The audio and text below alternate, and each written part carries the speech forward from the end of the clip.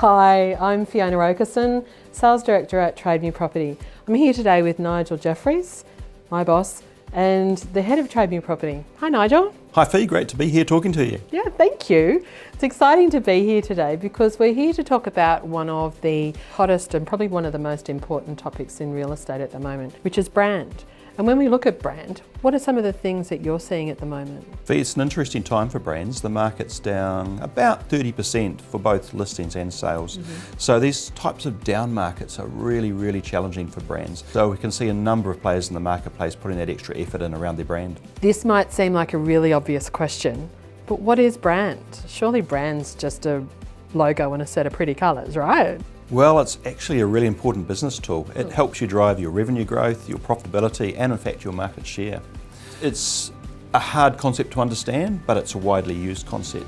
My best analogy would be people's personal brands. And if you think about it, it's everything that someone thinks about you when they hear your name.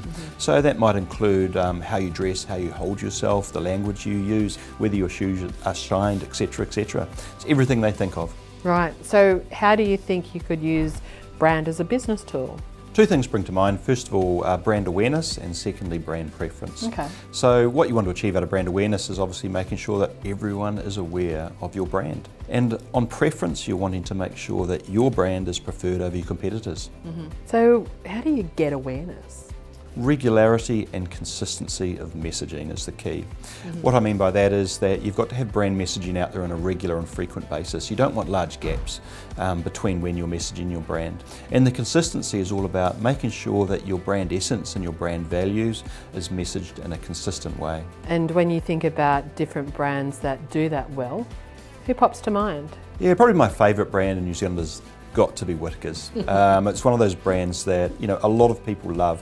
You can see that the effort they've gone to really truly understand their audience, and they've perfected the brand messaging. And you can see the values and the essence that come out in the fun aspect, the quality aspect, the trustworthiness of the ingredients.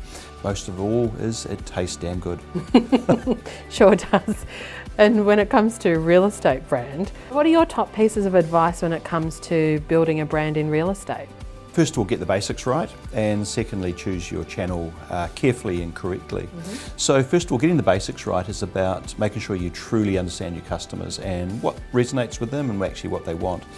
And from that, you can design your brand values and in effect your brand essence. On channels, it's making sure that the channels you select, be that billboards, your digital, your social, your print channels, are actually going to access the customers you want to access. It's quite an interesting industry that we're in.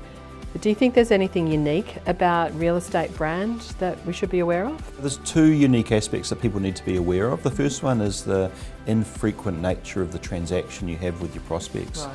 If you think about it, you might only transact once every 7 years with a lot of people. So it's important to think how you're going to maintain your brand messaging in between that period. The second point is that you generally have lower levels of control with your brand compared to some of the corporates, and that's because you've got a large contracted workforce, and that workforce is displaying your brand hour by hour every day. And you need to make sure that that's consistent and messaged in the way that you'd like it to be.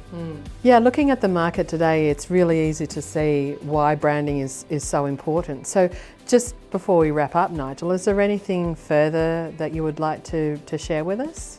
Look, in a down market, the importance of brand is heightened. History would show that there has been a lot of brand failure when you get down markets, and that's because the market generally becomes a lot more competitive and companies are tempted to step out of their normal brand values and elements of behaviour.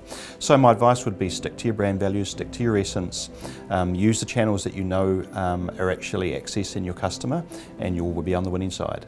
Well, Nigel, thanks so much for sharing your thoughts with us today, and I hope you've enjoyed this session with Nigel and myself. Until next time, bye.